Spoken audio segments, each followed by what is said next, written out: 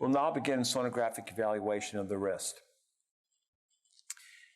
We're going to start on the dorsal side of the wrist. And again, we're going to use our bone landmarks, the radius and the ulna. And we're going to look at the common extensor compartments of the dorsum part of the wrist. A major landmark that we're going to look at from the bone standpoint is we're going to find Lister's tubercle, which can be palpated in the middle of the radius. We're going to place our transducer in the short axis at the level of Lister's tubercle, and then we're going to work our way to the second and first extensor compartment, and then once again back through the extensor compartments to compartment number 6. In the evaluation of the wrist, I've decided to use the microlinear or the hockey stick probe for two primary reasons once again. Number one, the primary evaluation of the wrist, moving the transducer back and forth, is generally fingertip control, and it's easier to use a tripod position with my hand and to place the transducer and move it side to side because of the small format and the high frequency. Starting our sonographic evaluation of the wrist, I like to start with a very prominent bone landmark, Lister tubercle on the radius. It can be several different positions or presentations, but one of the common ones is almost like a flat top mountain. Now, just to the left of Lister's tubercle, you'll see an oval-shaped structure, which is the short axis view of the extensor pollicis longus. And it's very helpful to know which tendon you're looking at by doing a dynamic evaluation. So what I'm doing right now is I'm flexing and extending the thumb, and I can watch the extensor pollicis movement next to Lister's tubercle. And once I've established that that is the extensor pollicis longus, I'm going to turn the wrist so the radius is going to start to come up towards my transducer. So Lister's tubercle is going to be turning away. And now I've moved over to the second extensor compartment, which is the extensor carpi radialis longus and brevis, with longus being to the right-hand side and brevis being to the left.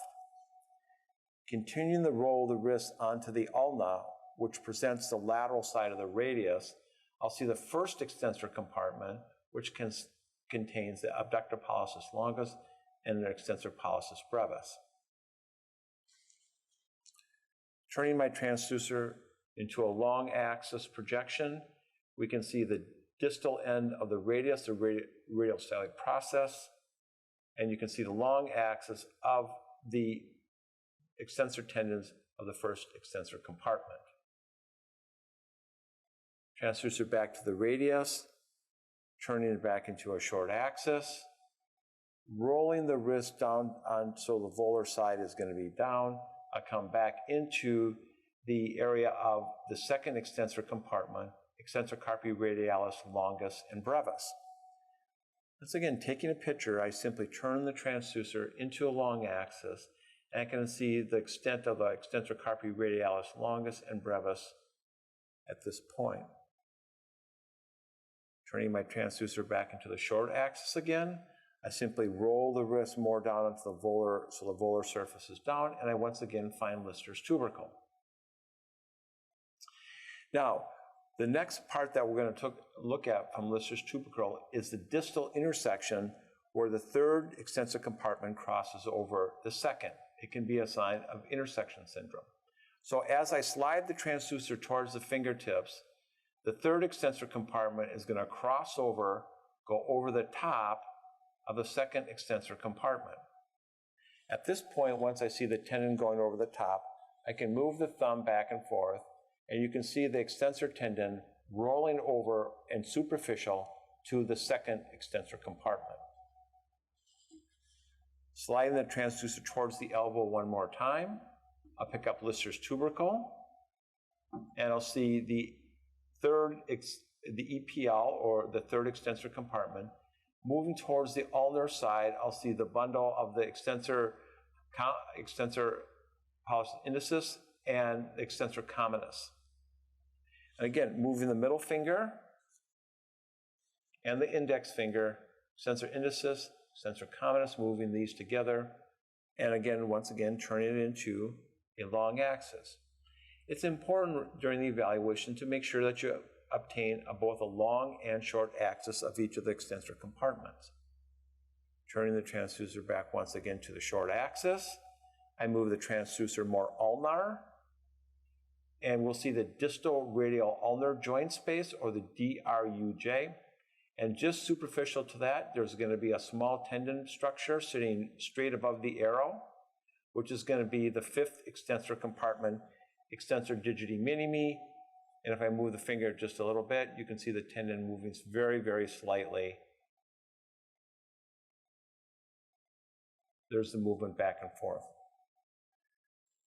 You get a long axis extensor digiti minimi, not commonly involved in pathology, but always get a long and short axis. Turning the thumb more on the wrist more to the radial side now, which exposes the transducer to the ulnar side and short axis, I can see the sixth extensor compartment, extensor carpi ulnaris, as it sits in its shallow groove. The dynamic evaluation of the extensor carpi ulnaris involves moving radial and ulnar deviation and flexion extension of the hand to make sure that the extensor carpi ulnaris stays in the shallow groove on the ulna. Turning the transducer one more time into a long axis, we can see the extensor carpi ulnaris at the end of the ulna and going into the carpus of the wrist. The last area of interest on the dorsal part of the wrist is going to be for the proximal intersection. So we're going to slide the transducer inferiorly, and we can see where proximal intersection muscle sliding over the extensor tendons.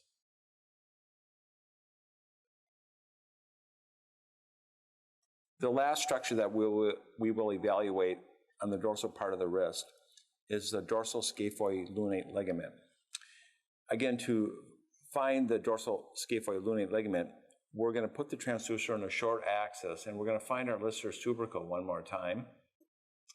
And from that position, I'm going to slide the transducer towards the fingertips.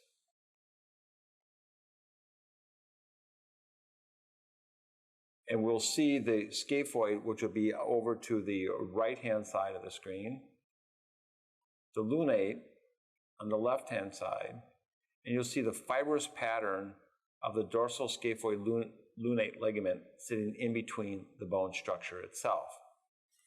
To evaluate the integrity, we can ask the patient to open and close their fist, and we're going to see if the bone structure moves at all. As you can see, the dorsal scaphoid lunate ligament is intact, and in open and closed fist, there's no apparent movement of the bone structure on either side.